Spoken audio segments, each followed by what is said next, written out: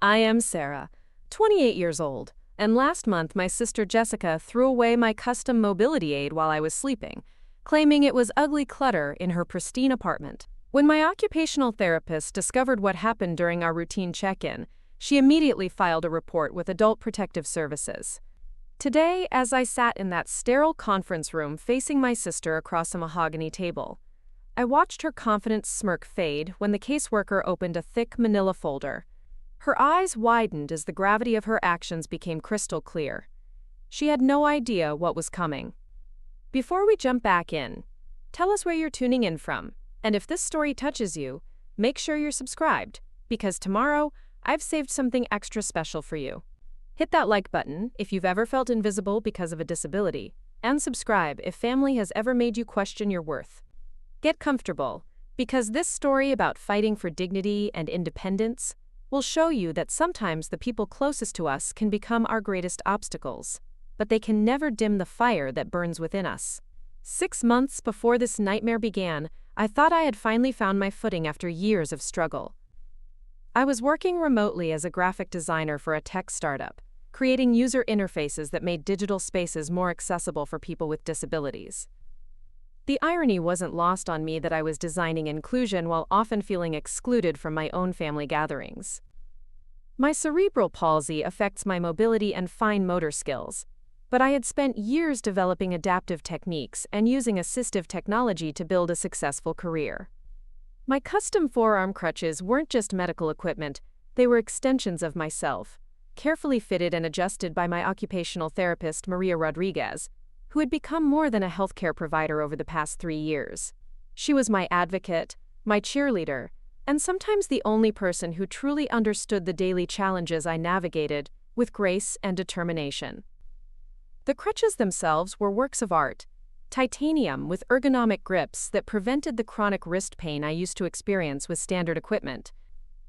They had cost nearly $2,000, partially covered by insurance after months of appeals and documentation. More importantly, they represented my independence, my ability to move through the world on my own terms. They were powder blue with small butterfly decals that I had added myself, a reminder that transformation and beauty could emerge from the most challenging circumstances. My living situation had always been complicated. After college, I had struggled to find affordable, accessible housing in the city where my job was located. The few accessible apartments available were either prohibitively expensive or located in areas with poor public transportation. When Jessica offered to let me stay in her spare room while I saved money for my own place, it seemed like the perfect solution. Her downtown loft was modern, accessible, and close to the medical center where I received ongoing therapy and support services. Jessica, 3 years older than me, had always been the golden child in our family. She was a marketing executive at a prestigious firm, owned her own apartment by age 25, and seemed to effortlessly navigate social and professional situations that I found exhausting. Our parents, both successful professionals themselves, had always held her up as the standard of achievement. They loved me, I knew that, but their love often felt conditional on my ability to appear normal and not create inconvenience for others. The first few months of living with Jessica went smoothly enough. She was frequently traveling for work or staying at her boyfriend Marcus's place, so I had the apartment to myself most of the time. I kept to my routine, worked from the small desk she had set up in the spare room, and tried to be as unobtrusive as possible. I was grateful for the arrangement and didn't want to jeopardize it by being demanding or difficult. But as time went on, I began to notice Jessica's subtle expressions of frustration with my presence. She would make comments about the bathroom taking longer to clean because of my shower chair, or sigh when she saw my pill organizer on the kitchen counter. When I used my crutches on her hardwood floors, she would wince at the sound and suggest I try to walk more quietly. These small criticisms accumulated like paper cuts, each one seemingly minor but together creating a constant undercurrent of tension. The breaking point came during a dinner party Jessica hosted for her colleagues. I had planned to stay in my room for the evening, not wanting to interfere with her professional networking. But when I emerged briefly to get water from the kitchen, using my crutches as I always did, I overheard one of her guests ask about my condition. Jessica's response stopped me cold in the hallway. "Oh, that's just my sister. She has some mobility issues. Don't worry about it. She keeps to herself mostly." The casual dismissal in her voice, the way she spoke about me as if I were a temporary inconvenience rather than her sister, cut deeper than any of her previous comments. I retreated to my room, but the damage was done. I realized that in Jessica's world, I was not a person with my own aspirations and achievements. I was simply a problem to be managed, a source of potential embarrassment that needed to be minimized. Preparing and narrating this story took us a lot of time, so if you are enjoying it, subscribe to our channel. It means a lot to us. Now back to the story. Maria had been encouraging me to assert myself more in family relationships during our weekly sessions. As an occupational therapist who specialized in helping people with disabilities navigate social and professional environments, she understood the complex dynamics that often arose within families. Your independence isn't just about physical mobility, she would remind me. It's about emotional autonomy and the right to take up space in the world without apologizing for your existence. Those sessions with Maria were transformative in ways that went far beyond physical therapy. She helped me recognize patterns in my family relationships that I had never questioned before. The way I automatically minimized my needs, apologized for requiring accommodations, and accepted treatment that I would never tolerate if directed toward a friend. She taught me that disability rights weren't just legal concepts, they were personal boundaries that I had the right to establish and maintain. During one particularly powerful session, Maria had me practice asking for what I needed without justification or apology. "I need my mobility aids to be treated with respect," I said, feeling foolish at first. "I need my family to understand that my equipment is not optional or decorative." The words felt foreign in my mouth, but each repetition made them stronger, more real. Maria smiled with pride as I found my voice, literally and figuratively. My work life provided a stark contrast to the tension at home. My colleagues at the tech startup valued my unique perspective and often sought my input on accessibility features that they might not have considered otherwise. My supervisor, David, was a former special education teacher who had transitioned into tech specifically because he believed in creating more inclusive digital spaces. He had hired me not despite my disability but because of the insights it provided into user experience design. The projects I worked on gave me a sense of purpose that extended far beyond a paycheck. I was designing interfaces for a mental health app that would be used by people with various cognitive and physical disabilities. Every color choice, every button placement, every navigation flow was carefully considered to ensure that users with different abilities could access the support they needed. When user testing revealed that my design modifications had significantly improved the experience for elderly users and people with motor impairments, I felt a deep satisfaction that no family dinner could diminish. But success at work couldn't completely shield me from the growing strain at home. Jessica's comments became more frequent and more pointed. She complained that my shower chair made the bathroom look clinical and suggested I store it in the closet between uses. She asked if I really needed to use my crutches around the apartment, implying that I might be exaggerating my mobility needs for attention or sympathy. Each suggestion felt like a small betrayal, a request that I make myself smaller and less visible in exchange for the privilege of having a place to live. The worst part was how these interactions began to affect my relationship with my own body and my assistive devices. I started second-guessing myself, wondering if I was being too dependent on my equipment, if I should push myself to walk without assistance, even when it caused pain. I began leaving my crutches in my room when Jessica had guests, forcing myself to navigate the apartment by holding onto walls and furniture, often resulting in falls and increased fatigue that affected my work performance the next day.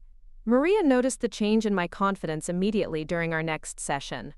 When I admitted what had been happening at home, her professional composure cracked slightly, revealing the anger she felt on my behalf. "Sarah, your crutches are not a preference or a convenience. They are medical equipment prescribed by healthcare professionals to ensure your safety and independence. No one has the right to make you feel ashamed for using the tools that allow you to function." She spent that entire session helping me reconnect with the progress I had made over the past 3 years. We reviewed my goals, my achievements, and the careful work we had done together to optimize my mobility and reduce my pain levels. "You are not responsible for other people's discomfort with disability," she said firmly. "Your sister's reactions say nothing about you, and everything about her own limitations in understanding and accepting difference." That conversation planted a seed that would prove crucial in the weeks to come. Maria suggested that we document my current functional status and the role my assistive devices played in my daily life. She took detailed photographs of my crutches, noting their custom modifications and the specific ways they had been adjusted to accommodate my unique needs. She also prepared a comprehensive report outlining my diagnosis, treatment history, and the medical necessity of my equipment. At the time, I thought this documentation was simply part of routine medical record keeping. I had no idea that Maria was already concerned about the family dynamics I had described and was taking steps to protect me in ways I didn't yet understand. Her years of experience working with people with disabilities had taught her to recognize the warning signs of abuse and neglect, even when they came from family members who believed they were acting with good intentions. The atmosphere at home continued to deteriorate as Jessica's tolerance for my presence seemed to evaporate entirely. She began making pointed comments about my long-term plans, asking when I expected to move out, and suggesting that perhaps I should consider moving back in with our parents or looking into assisted living facilities. The irony was devastating. I was more independent than I had ever been in my life, successfully managing my career, my healthcare, and my daily activities, yet my own sister was treating me like a burden who needed to be managed by others. Our parents remained largely unaware of the growing tension between Jessica and me. During family video calls, Jessica would present a facade of sisterly support, asking about my work and making superficial inquiries about my health. I participated in this performance, not wanting to create family drama or force our parents to choose sides. But the emotional toll of living in an environment where my basic humanity was constantly questioned was becoming unbearable. The night before everything changed, I lay in bed listening to Jessica and Marcus talking in the living room about their plans to redecorate the apartment. I heard Jessica mention that she wanted to create a more streamlined aesthetic and eliminate anything that looked medical or institutional. My heart sank as I realized she was talking about my belongings, my necessary equipment, the tools that enabled my independence and dignity. That conversation confirmed what I had been trying to deny for weeks. Jessica didn't see me as her sister temporarily staying in her spare room. She saw me as an obstacle to the life she wanted to create, a reminder of imperfection in her carefully curated world. My mobility aids weren't just inconvenient to her, they were visible evidence of disability that challenged her comfortable assumptions about normalcy and success. As I finally drifted off to sleep that night, I made a decision that would prove prophetic. Tomorrow, I would call Maria and discuss strategies for finding my own accessible housing, even if it meant taking on more debt or accepting a longer commute to work. I couldn't continue living in an environment where my basic needs were treated as impositions and my medical equipment was seen as clutter, to be hidden or eliminated. I had no way of knowing that by morning the decision would be taken out of my hands entirely, and that Jessica's intolerance would escalate from passive-aggressive comments to an act so shocking that it would change our relationship forever. The sister I had tried so hard to please, whose approval I had sought at the expense of my own dignity, was about to show me exactly what she thought of my worth as a human being. I woke up that Tuesday morning to the sound of the garbage truck rumbling down the street, a mundane noise that would later become seared into my memory as the soundtrack to one of the most devastating moments of my life. The sun was streaming through the blinds of my temporary bedroom, casting familiar patterns on the wall that had become a small comfort during my months of living with Jessica. I reached automatically for my crutches, as I had done every morning for years, my muscle memory guiding my hand to the spot beside my bed where they always waited. My fingers grasped empty air. Confused, I sat up fully and looked around the room, thinking perhaps they had fallen or been moved during the night. The space beside my bed was completely empty, not even the small indent in the carpet where they usually rested. A cold dread began to settle in my stomach as I called out to Jessica, hoping she might have moved them for cleaning or some other innocent reason. "Jessica, have you seen my crutches?" I called, trying to keep my voice casual despite the panic rising in my chest. The silence that followed felt ominous. broken only by the distant sound of her coffee maker in the kitchen. I called again, louder this time, and heard her footsteps approaching down the hallway. When she appeared in my doorway, her expression was a mixture of defiance and something that looked almost like guilt. "I threw them away," she said simply, as if announcing that she had discarded an old magazine or empty food container. The words hung in the air between us, so shocking that my brain initially refused to process their meaning. I stared at her, waiting for the punchline, the explanation that would make this make sense. But Jessica just stood there, arms crossed, waiting for my reaction, with an expression that suggested she believed she had done something reasonable, even necessary. "You what?" I managed to whisper, my voice barely audible. The room seemed to tilt around me as the full implications of what she had done began to sink in. Those crutches weren't just mobility aids, they were my independence, my safety, my connection to the world outside these four walls. They were custom-fitted to my body, irreplaceable, and absolutely essential to my daily functioning. "They were an eyesore," Jessica said, her voice gaining confidence as she continued. "Marcus is coming over tonight with some potential clients, and I needed the place to look professional. Those things made the apartment look like a medical facility instead of a home. I put them in the dumpster this morning before the truck came." She spoke as if she were explaining a minor household chore, completely oblivious to the magnitude of what she had just revealed. The betrayal hit me like a physical blow. This wasn't a moment of thoughtlessness or a misunderstanding that could be explained away. Jessica had made a deliberate choice to destroy my medical equipment while I slept, to eliminate what she saw as an inconvenience to her social and professional image. She had literally thrown away my ability to move freely through the world, and she seemed to expect me to accept this as a reasonable decision. "Jessica, those crutches cost $2,000, I said, struggling to remain calm even as my world crumbled around me. "They were custom-fitted by my occupational therapist. They're not replaceable overnight.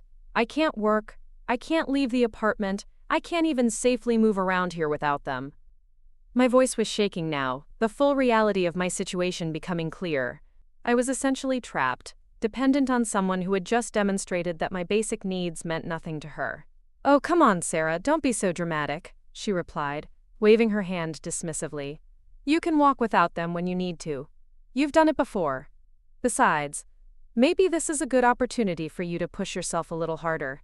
You might be more capable than you think if you just tried, instead of relying on those things as a crutch."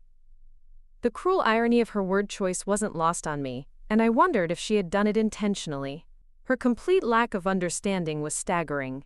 She truly believed that my mobility aids were a choice, a convenience that I had become overly dependent on, rather than medical equipment prescribed by healthcare professionals to prevent injury and manage chronic pain. In her mind, she was doing me a favor by forcing me to function without the tools that enabled my independence. The ableism in her thinking was so profound that she couldn't even recognize it as such. "You don't understand," I said, tears beginning to flow despite my efforts to maintain composure. "Those aren't training wheels that I can eventually outgrow. They're medical equipment. Without them, I'm at risk of falling, of injuring myself, of not being able to participate in my own life. You've essentially stolen my mobility." But even as I explained, I could see in her expression that she wasn't truly listening. She had made up her mind about what was best for me, and my actual lived experience was irrelevant to her decision-making process. The next few hours passed in a blur of helplessness and mounting desperation. I was trapped in my room, unable to safely navigate to the kitchen for breakfast or to my workspace to attend my morning video conference. I had to call in sick to work, explaining to my supervisor that I was dealing with a family emergency, which felt both true and inadequate to describe what was actually happening.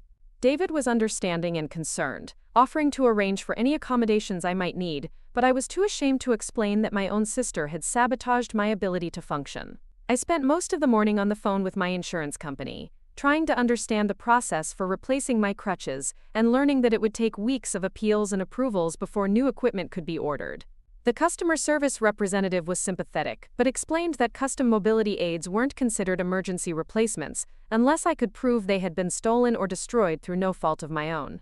The irony wasn't lost on me that I was in exactly that situation, but proving it would require documentation and reports that I wasn't sure how to obtain. When I called Maria's office in tears, her receptionist immediately put me through, sensing the urgency in my voice. Maria's reaction to my explanation was swift and decisive. "Sarah, what Jessica did constitutes destruction of medical property and potentially disability abuse," she said, her professional training taking over. "This isn't a family disagreement about lifestyle choices. This is a serious violation of your rights as a person with a disability. I'm going to file a report with Adult Protective Services immediately, and I want you to document everything that happened." Maria's validation of my experience felt like a lifeline in the sea of gaslighting I had been drowning in all morning. Someone with professional expertise was confirming what I had known instinctively, that what Jessica had done was wrong, illegal, and constituted a form of abuse that I didn't have to tolerate simply because she was family. For the first time since waking up to find my crutches missing, I began to feel like I had some agency in this situation, some path forward that didn't involve accepting Jessica's treatment as inevitable. "I'm also going to contact your insurance company directly," Maria continued. "As your treating therapist, I can provide emergency authorization for replacement equipment based on the destruction of your current aids. It won't be overnight, but we can expedite the process significantly. And Sarah, I want you to know that you have options here. You don't have to stay in an environment where your safety and dignity are not respected." The investigation that followed moved more quickly than I had expected. The Adult Protective Services caseworker, Linda Morrison, arrived at the apartment that afternoon while Jessica was still at work. Linda was a seasoned professional who had clearly dealt with similar situations before, and she listened to my account with the kind of focused attention that made me feel heard and believed. She photographed the empty space where my crutches had been stored, documented the inaccessible features of the apartment that made mobility aids necessary, and took detailed notes about the circumstances leading up to the incident. "What your sister did meets the legal definition of disability abuse under state law," Linda explained as she completed her documentation. "The intentional destruction of assistive devices is considered a form of exploitation and neglect. She had no legal right to dispose of your medical equipment, regardless of her feelings about its appearance or her beliefs about your level of need." When Jessica returned home that evening, her confidence quickly evaporated as Linda explained the seriousness of the situation. I watched from my bedroom doorway as my sister's face went through a series of expressions: confusion, defensiveness, and finally something that might have been recognition of the magnitude of what she had done. But even then, her first instinct was to minimize and deflect, rather than acknowledge the harm she had caused. "I was just trying to help her become more independent," Jessica insisted, her voice taking on the tone she used in business meetings when challenged. "Sometimes people need to be pushed out of their comfort zones to reach their full potential.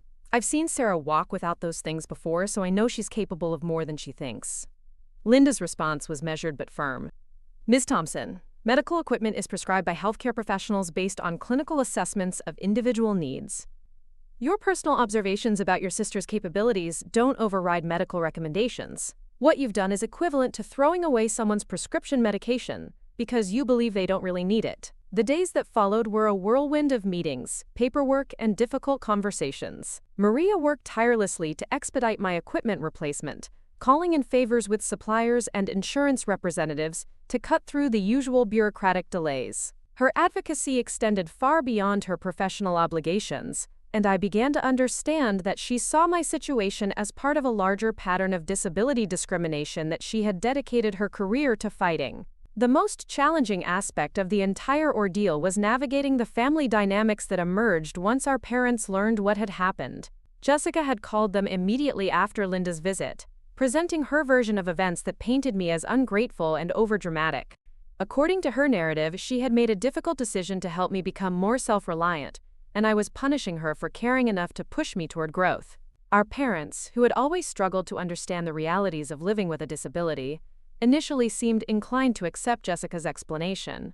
During a tense family video call, my mother suggested that perhaps Jessica's methods were extreme but her intentions were good, and that we should focus on healing the family relationship rather than pursuing legal action. My father, ever the pragmatist, wondered aloud whether the situation had been blown out of proportion by well-meaning but overzealous social workers. But Maria had prepared me for this response, helping me articulate the difference between good intentions and respectful treatment. Caring about someone means respecting their autonomy and their right to make decisions about their own care, I explained to my parents, drawing on the language Maria had taught me. Jessica didn't help me become more independent. She made me completely dependent on others by destroying the tools that enable my independence. The turning point came when Maria agreed to speak with my parents directly, providing professional context for what had occurred. Her explanation of the medical necessity of my equipment, the potential for injury from forced mobility without proper support, and the legal implications of Jessica's actions seemed to cut through their initial skepticism. For the first time in years, I felt like my parents were truly seeing me as a whole person, rather than a problem to be managed or a burden to be distributed among family members. The resolution, when it finally came, was both satisfying and bittersweet. Jessica was required to pay for the replacement of my crutches and to complete a course on disability awareness and family dynamics. More importantly, the incident had forced our entire family to confront assumptions and attitudes that had been simmering beneath the surface for years. Jessica's action hadn't occurred in a vacuum. It was the culmination of a pattern of treating my disability as an inconvenience rather than a part of who I am. 6 weeks after that devastating morning, I stood in Maria's office with my new crutches, custom fitted and adjusted to perfection. But more than my mobility had been restored, I had found my voice as an advocate for myself and others, and I had learned to recognize the difference between family members who loved me and those who merely tolerated my existence. The experience had been traumatic, but it had also been transformative in ways I was only beginning to understand. "You've grown so much through this process," Maria observed as we concluded our session, "not just in terms of advocacy skills, but in your understanding of your own worth and your right to be treated with dignity." She was right. The woman who had once apologized for needing accommodations had been replaced by someone who demanded respect as a basic human right. The final chapter of this story didn't end with a reconciliation or a return to the way things had been before. Instead, it ended with the recognition that some relationships must be fundamentally restructured, or in some cases, ended entirely to preserve our own well-being. Jessica and I would need years to rebuild trust, if that was even possible. But I had gained something far more valuable than a sister's approval. I had gained the unshakable knowledge that I deserved to be treated with respect. Not in spite of my disability, but as a complete human being, whose needs and contributions to the world were equally valid. Today, as I share this story, I want every person who has ever been told they're asking for too much, trying too hard, or taking up too much space, to know that your needs matter. Your accommodations aren't favors or conveniences, they're rights. And anyone who truly loves you will fight to protect those rights, not destroy them in the name of helping you become something you were never meant to be. The people who belong in your life will celebrate your tools for independence, not hide them away. They will see your strength in using what you need to thrive, not weakness in needing support to function. And most importantly, they will understand that loving someone means accepting all of who they are, including the parts that might require a little extra thought, care, or accommodation. Because that's what real family does. They adapt the world to include everyone, rather than asking some people to change themselves, to fit into an inaccessible world. The weeks following the incident transformed not just my living situation, but my entire understanding of what it meant to live authentically with a disability. Maria had connected me with a disability rights attorney named Patricia Chen, who specialized in cases involving family abuse and discrimination. Patricia's office was a revelation in itself, designed with universal accessibility principles that made every visitor feel welcomed and accommodated, regardless of their physical abilities or needs. "What happened to you isn't just personal trauma," Patricia explained during our first meeting, her voice carrying the weight of someone who had fought similar battles countless times.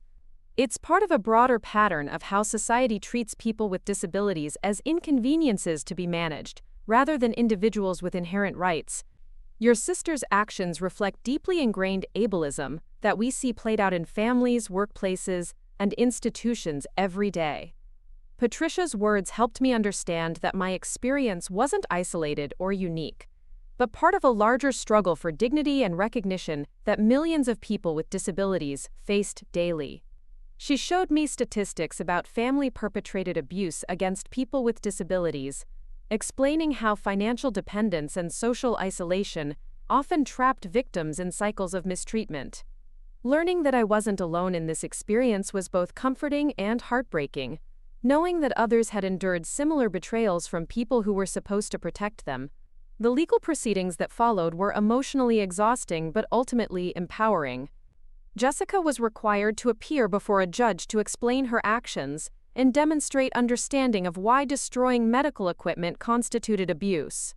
Watching her squirm under questioning, finally forced to confront the reality of what she had done without the protective buffer of family loyalty, provided a sense of justice I hadn't expected to feel. But the most transformative aspect of this period wasn't the legal validation of my experience, it was the community I discovered through Patricia's advocacy network. She introduced me to other people with disabilities who had faced family rejection, workplace discrimination, and social marginalization, yet had built fulfilling lives defined by their own terms rather than others' limitations. One woman, Dr. Elena Vasquez, had become a leading researcher in adaptive technology after her own family had tried to institutionalize her following a spinal cord injury. Her laboratory was developing revolutionary interfaces that would allow people with various disabilities to control their environment through eye movement and voice commands. Meeting Elena showed me possibilities for my own career that I had never imagined, ways to transform personal struggle into professional purpose. Another advocate, Marcus Williams, had started a nonprofit organization after being denied employment opportunities due to his autism. His programs now provided job training and placement services for hundreds of people with developmental disabilities, proving that what society saw as limitations could become sources of innovation and strength. Marcus taught me that disclosure of disability in professional settings wasn't something to apologize for, but an opportunity to educate and create more inclusive environments. Through these connections, I began to see my own skills and experiences differently. My work in accessible user interface design wasn't just a job that happened to accommodate my disability. It was a calling that grew directly from my lived experience of navigating inaccessible systems. The frustrations I had encountered trying to use poorly designed websites and applications had given me insights that non-disabled designers simply couldn't possess. This realization led to a pivotal conversation with David, my supervisor, about expanding my role within the company. I proposed developing a comprehensive accessibility consulting division that would help other businesses create more inclusive digital experiences. Instead of hiding my disability or minimizing its impact on my work, I wanted to leverage it as a professional asset that could drive innovation and market expansion. David's enthusiasm for the proposal exceeded my wildest expectations. Within months, I was leading a team of designers, developers, and disability advocates in creating accessibility standards that would eventually be adopted across the tech industry. Our work wasn't just changing how digital products were designed, it was changing how companies thought about disability as a source of creativity and market opportunity, rather than a compliance obligation.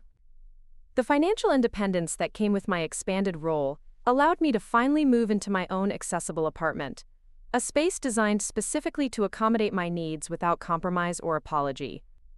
Every feature, from the roll-in shower to the adjustable height countertops, reflected choices I had made based on my own preferences and requirements, rather than someone else's aesthetic preferences or convenience.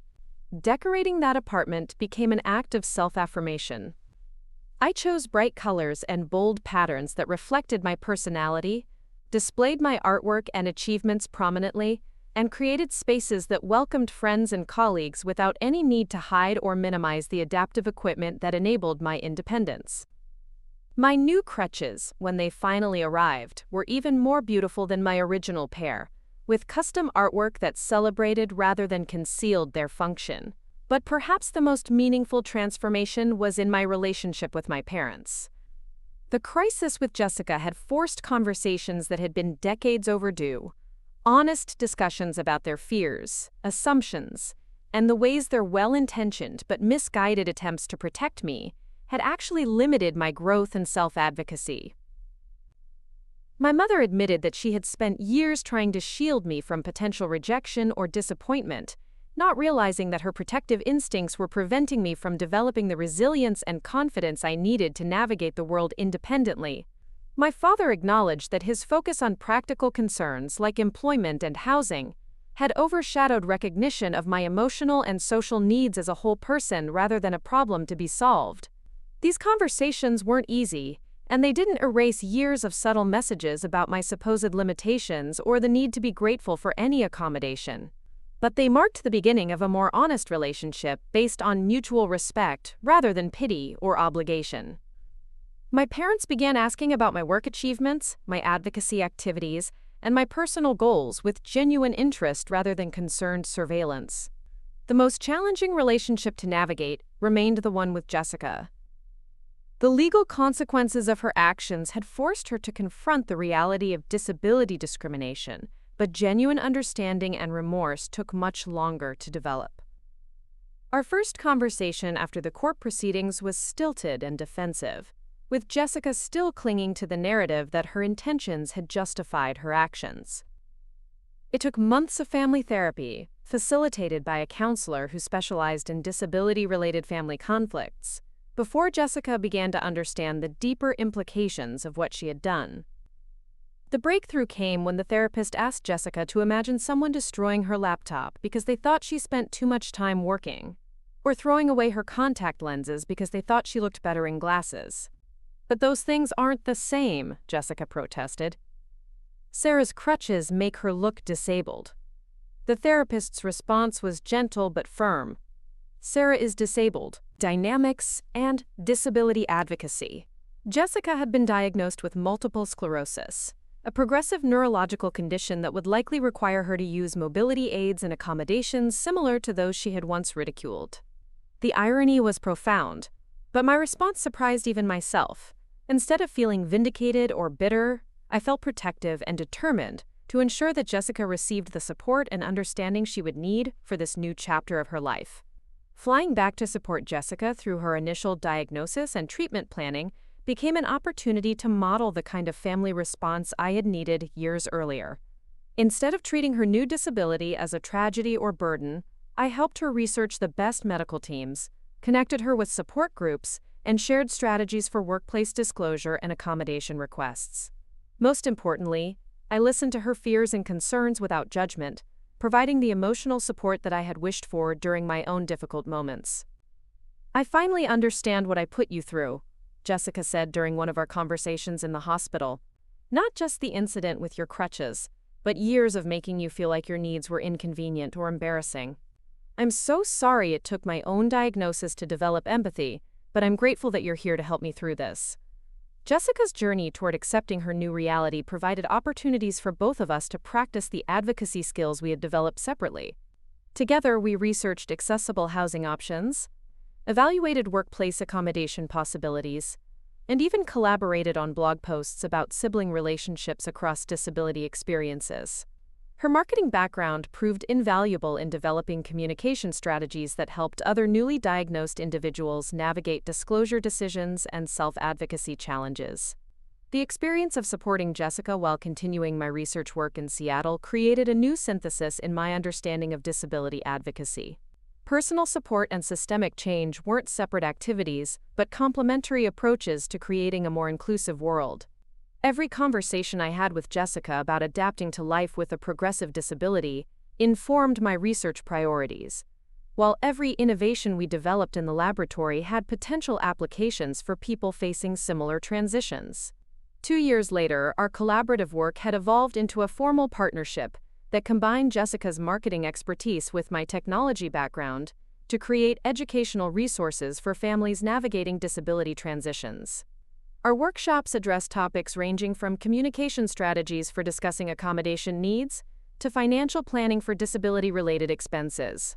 The programs reached thousands of families across the country, providing support that might have prevented situations like the one that had nearly destroyed our relationship. The culmination of this work came when we were invited to testify before a congressional committee considering legislation to strengthen protections against disability-based family abuse. Sitting together at the witness table, sharing our story of conflict and reconciliation, we demonstrated that healing was possible even after serious harm had occurred, but that legal protections were essential to prevent such situations from escalating into lasting trauma. Families need education and support to navigate disability inclusion successfully, I told the committee members. But they also need clear legal frameworks that establish disability rights as non-negotiable, even within intimate relationships. Love and good intentions aren't sufficient protection against discrimination when those emotions are filtered through fear, ignorance, or societal prejudice. Jessica's testimony complemented mine by addressing the perpetrator's perspective, acknowledging the thought patterns and social influences that had led to her destructive behavior, while emphasizing the importance of accountability and education in preventing similar situations. Her willingness to publicly examine her own mistakes provided a model for other family members who might be struggling with similar issues, but hesitant to admit their difficulties. The legislation passed 6 months later, creating stronger legal protections for people with disabilities experiencing family-based abuse and establishing funding for educational programs designed to support healthy family dynamics across disability experiences. Knowing that our personal trauma had contributed to systemic change that would protect others provided a sense of purpose and closure that individual healing alone could never have achieved. As I write this final chapter of our story, I'm struck by how completely my definition of success and fulfillment has transformed since that devastating morning when I discovered my mobility aids missing. The woman who once measured her worth by how little accommodation she required now derives satisfaction from creating systems that anticipate and meet diverse needs without requiring individual advocacy or justification. My current work involves training the next generation of engineers, designers, and healthcare providers to center disability perspectives in their professional practices. The courses I teach combine technical skills with disability studies theory, ensuring that future innovators understand both the practical and philosophical foundations of inclusive design. Students learn not just how to create accessible products, but why accessibility represents a fundamental shift toward recognizing the full spectrum of human diversity as valuable rather than problematic. The research laboratory has become a model for inclusive innovation, attracting visitors from around the world who want to understand how disability perspectives can drive technological advancement rather than simply benefit from it. Our published studies consistently demonstrate that products designed with disability communities from the outset perform better for all users, reaching larger markets and generating higher satisfaction ratings across diverse demographics. But perhaps the most meaningful measure of progress is the relationships I've built with other advocates who started their journeys during moments of crisis similar to mine.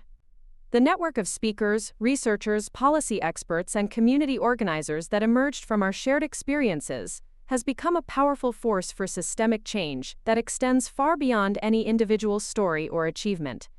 Today, when I speak with young people who are just beginning to understand their own disabilities or advocacy potential, I emphasize that transformation is always possible, even from the most painful starting points.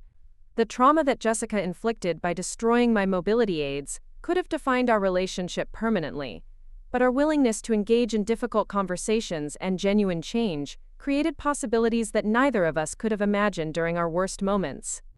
The tools I use to navigate the world have evolved since that first pair of custom crutches, incorporating new technologies and design improvements that reflect advances in both engineering and aesthetic sensibilities. But more importantly, my relationship with those tools has evolved from shame and concealment to pride and advocacy. They represent not limitations overcome, but strengths acknowledged and supported. Every day, I encounter people who are struggling with family members who don't understand their disabilities, workplace environments that resist providing accommodations, or social situations that make them feel invisible or burdensome. To each of them, I offer the same message that Maria gave me during those crucial early sessions. Your needs are valid, your perspective has value, and you have the right to exist fully in the world without apology or explanation. The journey from victim to advocate isn't guaranteed or automatic. It requires conscious choices to reject others, limitations, and create new possibilities for ourselves and our communities. It demands that we move beyond individual healing to collective action, using our personal experiences as foundations for systemic change that prevents others from facing similar struggles alone. As I look toward the future, I see endless opportunities for innovation, education, and advocacy, that will continue to expand what's possible for people with disabilities. The technologies we're developing will create new forms of independence and participation. The educational programs we're implementing will prepare future generations to approach disability with curiosity rather than fear. The policy changes we're advocating will establish legal frameworks that protect rights and promote inclusion. But the most important legacy of this journey isn't measured in technological innovations or policy victories. It's found in the countless individual moments when someone chooses to speak up for their needs, when a family member educates themselves about disability rather than making assumptions, when a workplace proactively creates inclusive policies, or when a community designs spaces that welcome everyone. Change happens one conversation, one relationship, one choice at a time. Every person who refuses to accept discrimination as normal creates space for others to demand better treatment. Every family that learns to celebrate rather than hide disability differences models possibility for their neighbors and friends. Every innovation that centers accessibility from the beginning demonstrates that inclusion isn't charity, but smart design that benefits everyone. The story that began with betrayal and trauma has become one of empowerment and systemic change, proving that our worst moments can become catalysts for our greatest contributions. The sister who once saw my mobility aids as embarrassing clutter now helps design marketing campaigns for accessibility initiatives. The family that once treated my accommodations as inconveniences now advocates for disability rights in their professional and social circles. Most importantly, the woman who once apologized for taking up space now claims room not just for herself, but for entire communities of people whose voices and perspectives have been marginalized or ignored. That transformation didn't happen overnight, and it required support from advocates, healthcare providers, legal experts, and allies who understood that individual healing must be coupled with collective action to create lasting change. Your story matters, your voice has power, and your right to full participation in society is non-negotiable. Whether you're just beginning to understand your own disability, supporting a family member through a transition, or working to create more inclusive communities, you have the potential to influence outcomes far beyond your individual circumstances. The tools you need, the accommodations that enable your success, and the advocacy that protects your rights aren't favors to be grateful for, but foundations for the contributions you'll make to creating a world that works better for everyone. The journey continues, and there's room for all of us to participate in designing the future we want to live in together. 3 years after that life-changing incident, I found myself standing on the stage of the International Conference on Disability Rights, addressing an audience of over 2,000 advocates, policymakers, and individuals with disabilities from around the world. The irony wasn't lost on me that the woman who had once hidden her mobility aids to avoid family criticism was now using those same crutches as props in a presentation about the power of visible disability pride. My keynote speech, titled "From Silence to Strength: How Family Trauma Became Global Advocacy," had been years in the making. The journey from that devastating morning in Jessica's apartment to this moment of international recognition had been filled with challenges I never could have imagined, but also with triumphs that exceeded my wildest dreams. Each step forward had built upon the foundation of self-worth that Maria had helped me construct during those crucial early days of recovery. The presentation began with a video montage of accessibility innovations that my consulting team had helped develop. Smart home systems that responded to voice commands from people with speech disabilities, navigation apps that provided audio descriptions for blind users, and workplace accommodations that had enabled thousands of people with disabilities to pursue careers previously considered impossible. But the most powerful segment showed testimonials from families who had learned to celebrate, rather than hide their disabled relatives' accommodations and achievements. Disability isn't something that happens to other people, I told the audience, my voice carrying clearly through the state-of-the-art sound system that ensured my words reached attendees regardless of their hearing abilities. It's part of the human experience that touches every family, every community, and every workplace. The question isn't whether we'll encounter disability in our lives, but whether we'll approach it with fear and shame or with curiosity and acceptance. The response from the audience was immediate and emotional. I could see people nodding in recognition, some wiping away tears, others taking notes frantically as if trying to capture not just my words but the energy of transformation that filled the room. Among the crowd, I spotted Maria, who had flown in specifically to see this presentation. Her proud smile reminded me of how far we had both traveled since those early therapy sessions, where she had patiently taught me to value my own needs and rights. After the formal presentation, the networking reception provided opportunities for deeper conversations with advocates from countries where disability rights were still emerging concepts. A young woman from Rwanda shared how she was using social media to challenge traditional beliefs about disability in her community, while a researcher from Japan discussed innovative technologies being developed to support aging populations. These global perspectives reminded me that the work we were doing transcended individual experiences and had the potential to create systemic change worldwide.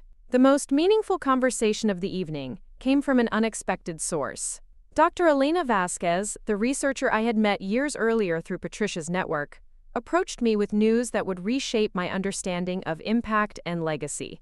Elena's laboratory had been selected to receive a major government grant to develop the next generation of adaptive technologies, and she wanted my consulting team to lead the accessibility testing and user experience design. Your work has consistently demonstrated that the best innovations come from centering disabled perspectives rather than treating them as afterthoughts, Elena explained as we found a quiet corner of the reception hall.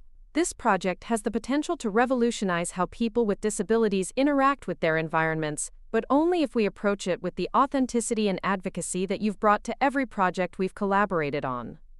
The grant would fund 3 years of research and development, focusing on creating seamless integration between assistive technologies and everyday environments. The goal was ambitious: to eliminate the gap between adaptive equipment and standard design, creating a world where accessibility was built into every product and space from the beginning rather than retrofitted as an accommodation. My role would involve leading user testing with diverse disability communities and ensuring that the final products met real-world needs rather than theoretical ideals. Accepting this position meant relocating to Elena's research hub in Seattle, a decision that would test many of the relationships I had rebuilt over the past few years. But the opportunity represented everything I had been working toward: the chance to influence technology development at its source, ensuring that future innovations would be inherently inclusive rather than requiring constant advocacy for basic accessibility features. The transition period provided unexpected opportunities for reflection and closure. Jessica, who had completed her disability awareness training and become an active volunteer with local accessibility organizations, helped me pack for the move. Our relationship had evolved into something neither of us could have predicted. Not the surface-level politeness of our childhood, but a deeper partnership built on honest communication and mutual respect for our different strengths and perspectives. "I've been thinking about what you said in your conference speech," Jessica mentioned as we wrapped my awards and certificates for shipping, "about how disability touches every family. I used to think that meant tragedy or burden, but now I see it as an opportunity for growth and understanding. What happened between us was terrible, but it forced both of us to become better people than we were before." Her words carried weight because they came from genuine experience rather than performative guilt. Jessica had spent the past 3 years not just apologizing for her actions, but actively working to understand and combat the ableism that had motivated her behavior. She had lobbied her company to improve workplace accessibility policies, volunteered with organizations serving people with disabilities, and even started dating someone whose chronic illness had taught her new perspectives on accommodation and support. The final weeks before my departure included a series of farewell events that highlighted how much my social and professional networks had expanded since leaving Jessica's apartment. Colleagues from the tech industry, fellow advocates from the disability rights community, healthcare providers who had supported my journey, and friends I had made through various activities gathered to celebrate not just my new opportunity but the collective progress we had achieved together. David, my former supervisor, who had become a close friend and mentoring partner, presented me with a leather portfolio containing letters from users whose lives had been changed by the accessibility features my team had developed. One letter came from a teenager with muscular dystrophy who had been able to participate in online gaming communities for the first time, thanks to adaptive controllers we had helped design. Another came from a grandmother with arthritis who could now video chat with her grandchildren using interfaces optimized for limited hand mobility. These letters represent thousands of people whose lives are better because you refuse to accept the limitations that others tried to place on you, David said during his presentation. But more importantly, they represent the ripple effect of advocacy. Every person you've empowered to demand better accessibility will go on to influence their own communities, creating exponential change that extends far beyond what any individual project could achieve. Reading those letters reminded me that the most powerful aspect of advocacy work wasn't the recognition or professional success, but the knowledge that speaking up for myself had created space for others to do the same. The woman who had once apologized for needing accommodations had inspired others to claim their rights with confidence and pride. My parents, who had initially struggled to understand my career pivot toward disability advocacy, had become some of my strongest supporters. They attended my speaking engagements, shared my articles on social media, and even started their own awareness initiatives within their professional and social circles. Their transformation from protective but misguided parents to knowledgeable allies demonstrated that change was possible at any age and stage of life. The move to Seattle marked not just a geographic transition, but a shift into what I recognized as the next phase of my advocacy journey. Elena's laboratory was housed in a cutting-edge research facility designed using universal design principles, creating an environment where researchers with and without disabilities could collaborate as equals. The building itself served as a prototype for inclusive design, featuring everything from tactile navigation systems to adjustable height workstations that could accommodate wheelchair users and standing workers with equal ease. My first project involved leading focus groups with disability communities to identify gaps in current assistive technologies. The conversations that emerged were rich with insights that had been overlooked by previous research teams. Parents of children with autism shared frustrations about communication devices that didn't account for sensory sensitivities. Veterans with traumatic brain injuries described challenges with existing cognitive support tools that assumed uniform processing patterns. Elderly individuals with multiple disabilities explained how current technologies force them to choose between addressing mobility needs or vision needs, rather than providing integrated solutions. These focus groups reinforced my belief that innovation happened at the intersection of lived experience and technical expertise. The participants weren't just providing feedback on existing products. They were identifying entirely new categories of solutions that hadn't occurred to researchers working in traditional academic or corporate environments. Their insights would guide development priorities for years to come, ensuring that future technologies addressed real barriers rather than theoretical problems. 6 months into the Seattle position, I received a call that would test everything I had learned about family dynamics and disability advocacy. Jessica had been diagnosed with multiple sclerosis, a progressive neurological condition that would likely require her to use mobility aids and accommodations similar to those she had once ridiculed. The irony was profound, but my response surprised even myself. Instead of feeling vindicated or bitter, I felt protective and determined to ensure that Jessica received the support and understanding she would need for this new chapter of her life.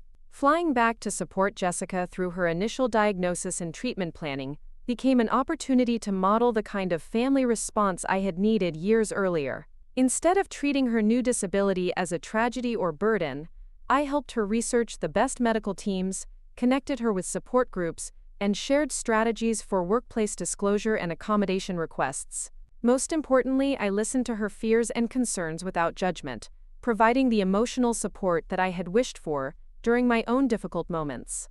"I finally understand what I put you through," Jessica said during one of our conversations in the hospital.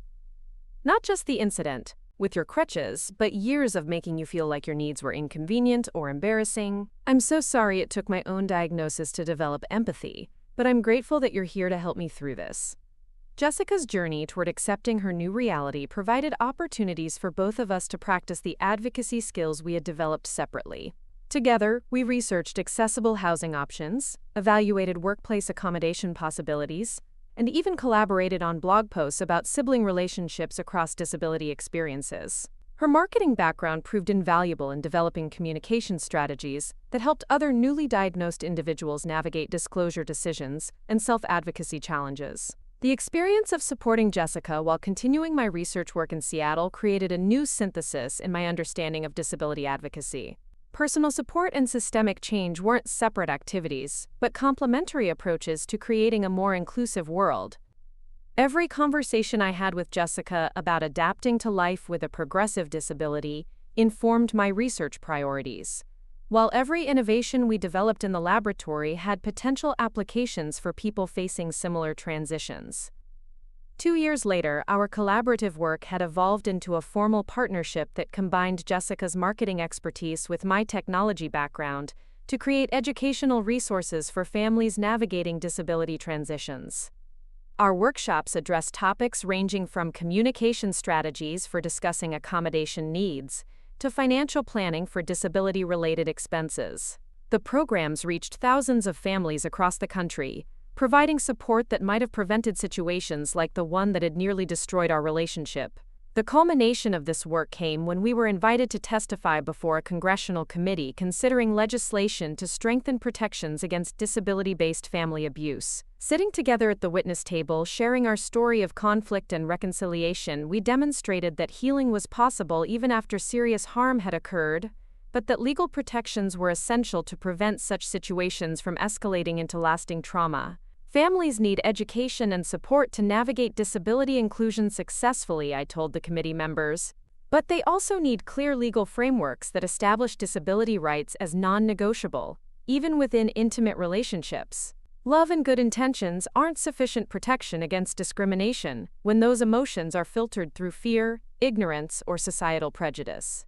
Jessica's testimony complemented mine by addressing the perpetrator's perspective, acknowledging the thought patterns and social influences that had led to her destructive behavior, while emphasizing the importance of accountability and education in preventing similar situations. Her willingness to publicly examine her own mistakes provided a model for other family members who might be struggling with similar issues, but hesitant to admit their difficulties. The legislation passed 6 months later, creating stronger legal protections for people with disabilities, experiencing family-based abuse, and establishing funding for educational programs designed to support healthy family dynamics across disability experiences.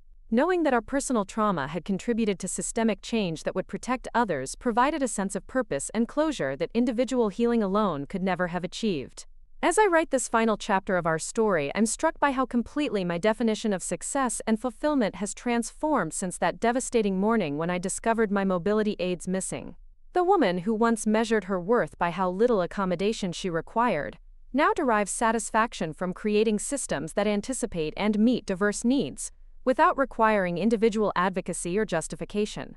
My current work involves training the next generation of engineers, designers, and healthcare providers to center disability perspectives in their professional practices. The courses I teach combine technical skills with disability studies theory, ensuring that future innovators understand both the practical and philosophical foundations of inclusive design. Students learn not just how to create accessible products, but why accessibility represents a fundamental shift toward recognizing the full spectrum of human diversity as valuable rather than problematic.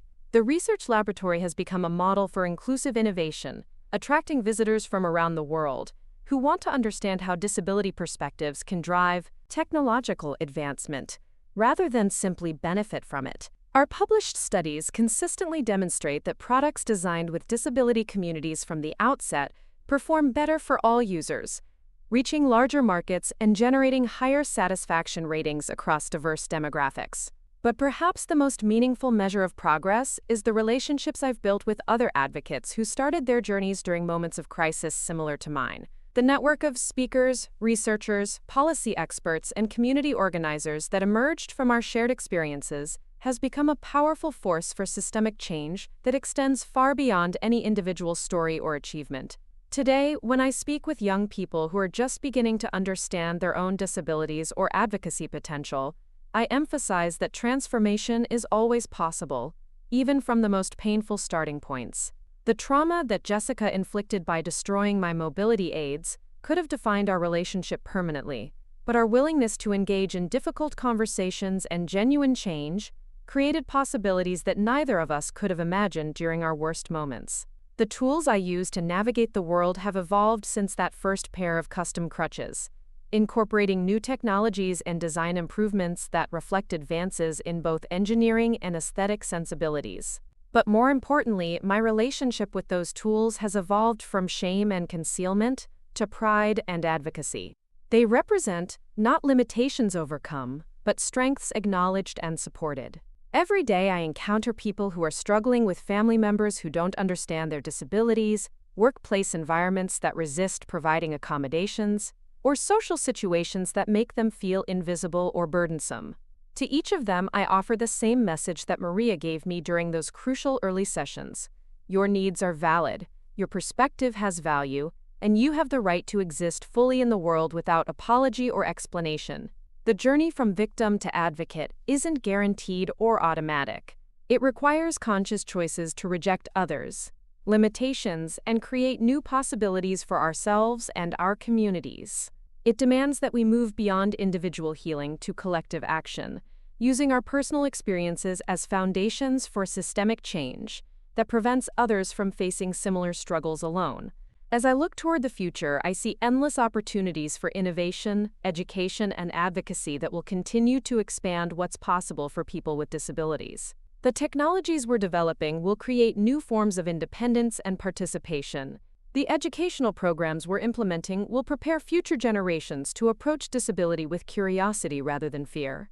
The policy changes we're advocating will establish legal frameworks that protect rights and promote inclusion. But the most important legacy of this journey isn't measured in technological innovations or policy victories. It's found in the countless individual moments when someone chooses to speak up for their needs. When a family member educates themselves about disability rather than making assumptions, when a workplace proactively creates inclusive policies, or when a community designs spaces that welcome everyone.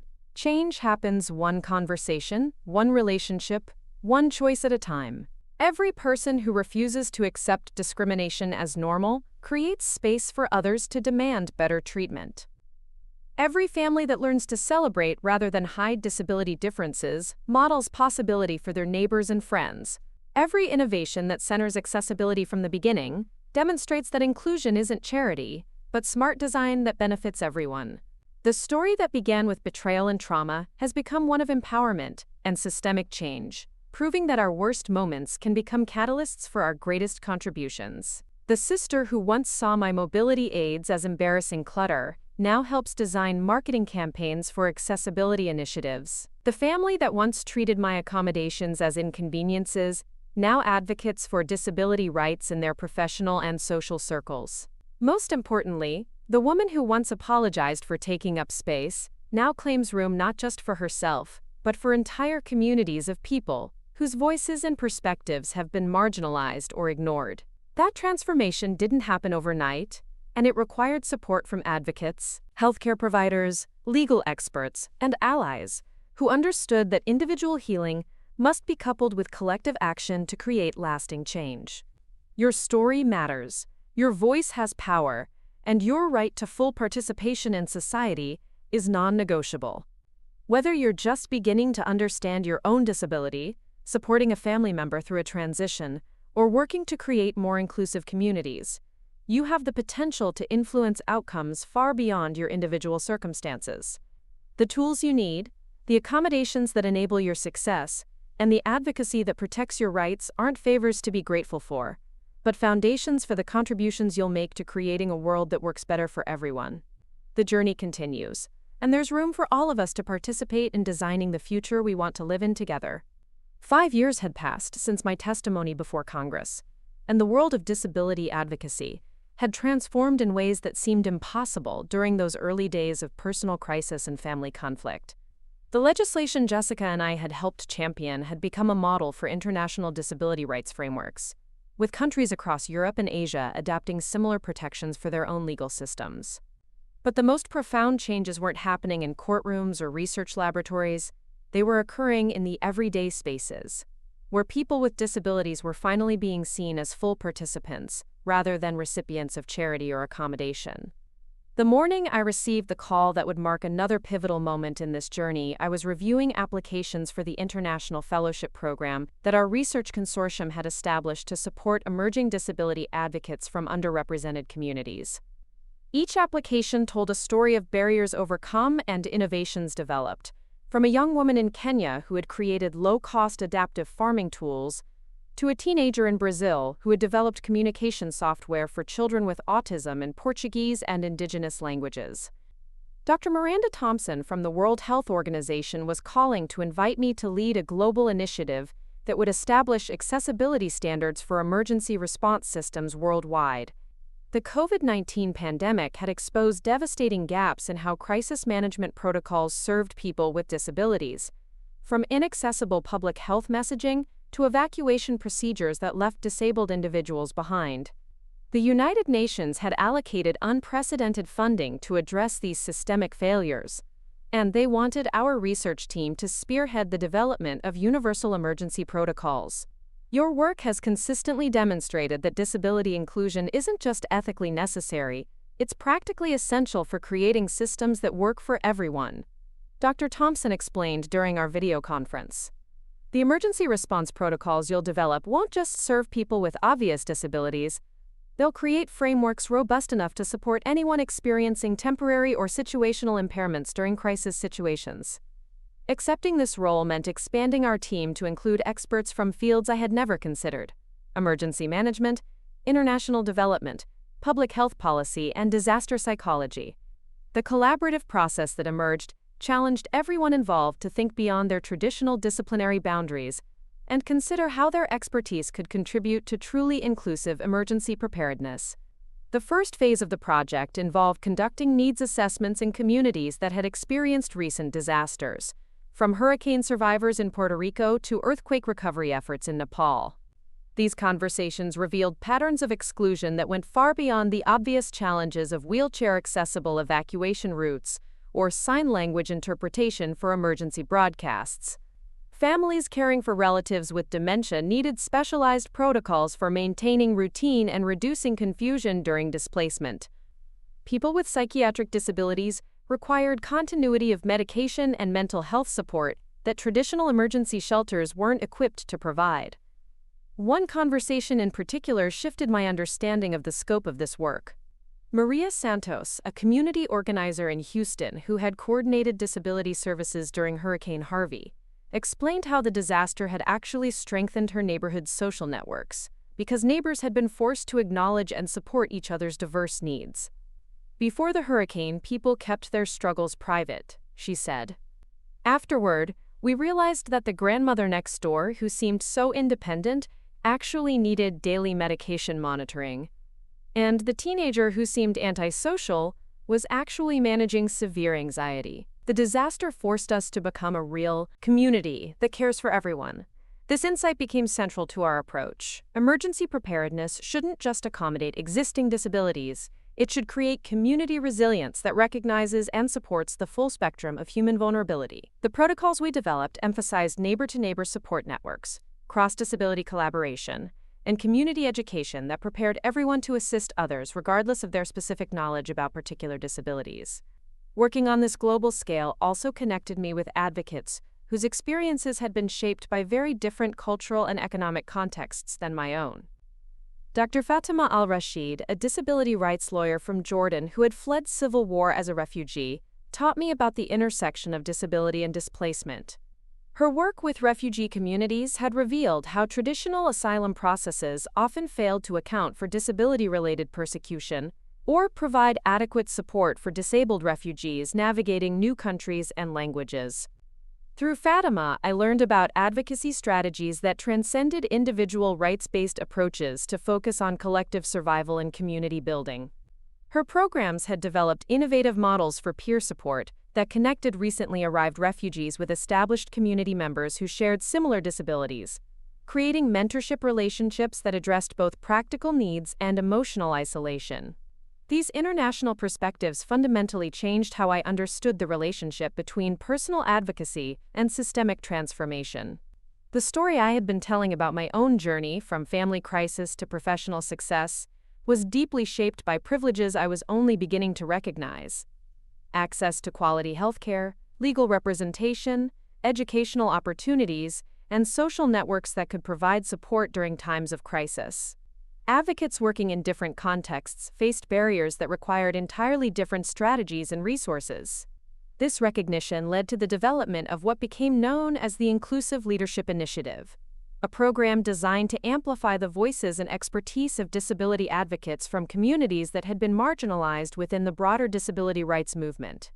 Rather than simply including token representation from different backgrounds, the initiative restructured how advocacy organizations operated, ensuring that leadership and decision-making power was distributed among people with different disabilities, cultural backgrounds, economic circumstances, and life experiences. The program's first cohort included advocates I never would have encountered through traditional professional networks. A former gang member who had become paralyzed and now worked with incarcerated people with disabilities. A transgender woman with autism who was developing inclusive employment programs for LGBTQ+ individuals with developmental disabilities. And a Native American veteran with PTSD who was creating culturally responsive mental health services for tribal communities. Learning from these advocates expanded my understanding of how disability intersected with other forms of marginalization and discrimination. Their approaches to advocacy often emphasized collective liberation rather than individual accommodation, recognizing that sustainable change required addressing the root causes of inequality, rather than simply securing better treatment within existing systems. One of the most transformative collaborations emerged with Joaquin Rivera, a formerly incarcerated advocate who had lost his vision due to inadequate medical care in prison. Joaquin's work focused on the intersection of disability and criminal justice, addressing how the prison system both created and punished disabilities, while providing virtually no support for incarcerated people with existing disabilities. His research had documented systematic patterns of abuse, neglect, and discrimination that affected hundreds of thousands of people with disabilities who were caught in cycles of poverty, mental health crisis, and incarceration. Working with Joaquin forced me to confront how my own advocacy efforts, focused primarily on workplace inclusion and family dynamics, had overlooked the paths toward inclusion and justice. Every person who refuses to accept discrimination as normal, every family that learns to celebrate rather than hide disability differences, every community that designs for accessibility from the beginning, contributes to a transformation that extends far beyond any individual story. The woman who had once hidden her mobility aids to avoid family criticism had become someone whose visible use of assistive technology inspired others to embrace their own tools and accommodations with pride. The sister who had destroyed those aids out of shame and ignorance had become a partner in creating businesses and policies that prioritized inclusion and accessibility. The family that had once treated disability as a burden to be managed had become advocates who used their professional and social networks to promote understanding and change. Today, as I prepare for the next phase of this work, developing educational curricula that will prepare future generations of designers, policymakers, and community leaders to approach disability with knowledge and respect rather than fear and pity, I'm reminded that transformation is always possible. The tools we use to navigate the world, whether they're mobility aids, communication devices, or advocacy strategies, represent not limitations overcome but strengths acknowledged and supported. Every day brings new opportunities to expand what's possible for people with disabilities and their communities. The technologies being developed will create forms of independence and participation that previous generations couldn't imagine. The policies being implemented will establish legal frameworks that protect rights and promote inclusion as fundamental rather than optional. The cultural changes happening in schools, workplaces, and neighborhoods will prepare future generations to approach disability with curiosity and acceptance rather than fear and rejection. But the most important work happens in the countless individual moments when someone chooses to speak up for their needs. When a family member educates themselves about disability rather than making assumptions, when a community proactively creates inclusive spaces, or when an organization designs policies that anticipate and welcome diverse needs.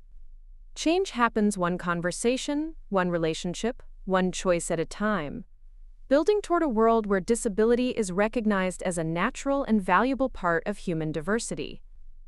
The journey that began with betrayal and trauma has become a testament to the power of turning personal pain into collective purpose.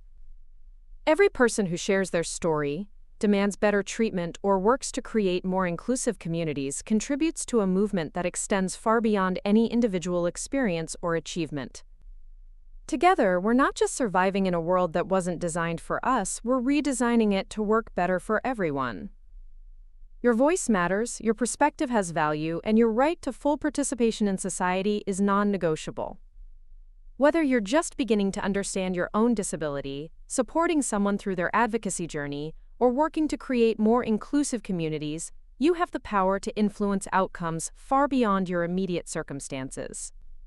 The future we're building together is one where every person can contribute their unique gifts without apology or explanation, where families celebrate all their members' differences, and where communities are strengthened by their commitment to including everyone. Up next, you've got 2 more standout stories right on your screen. If this one hit the mark, you won't want to pass these up. Just click and check them out. And don't forget to subscribe and turn on the notification bell so you don't miss any upload from us.